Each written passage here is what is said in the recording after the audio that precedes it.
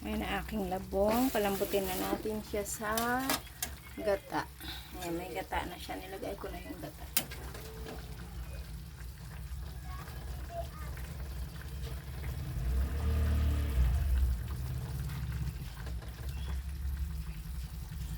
Tayo natin maluto yung labong. Tapos, ilagay natin yung kanyang mga sahog.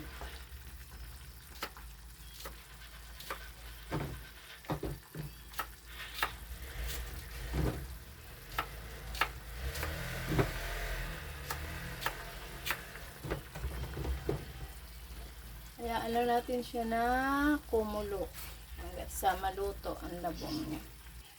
Ayan na, luto na yung kanyang labong. Ayan na, malambot na siya.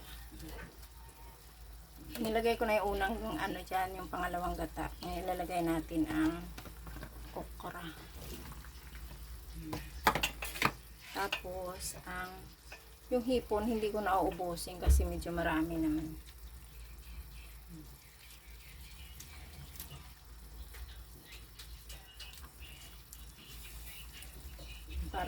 Para may pansahog pa ako sa sunod na luto.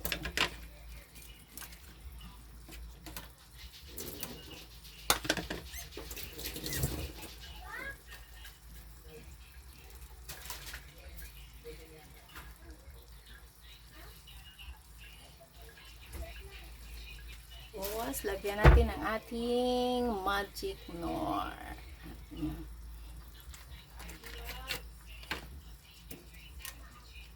Nilagyan na. Yan yung pinakaasin ko. Tsaka panimpla ko yan lang.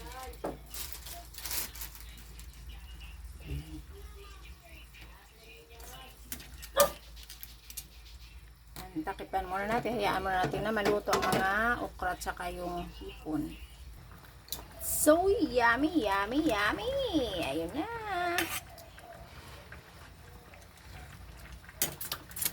Salap. Salap, lagay natin ang saluyot.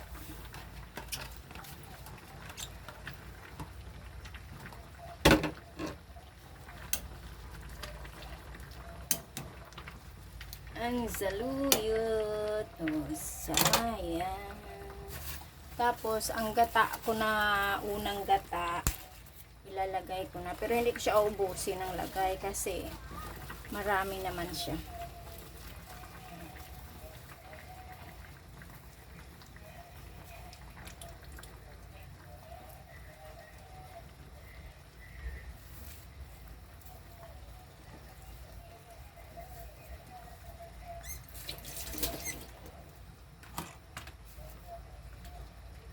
Antayin na lang natin ng kunting maluto ang gata at saka okay, mukbang na.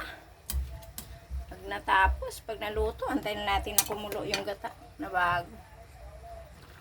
Ayan guys, antayin na lang natin na maluto ang nilagay kong unang gata. Tapos na yan na. Yan ang aking ginataang labong. Diba? Okay, thank you for watching mga palalab. Huwag kayong magsawa manood ng aking mga maiksing video at ang aking mga pinagkabuluhan. Okay? Ingat po tayong lahat. God bless.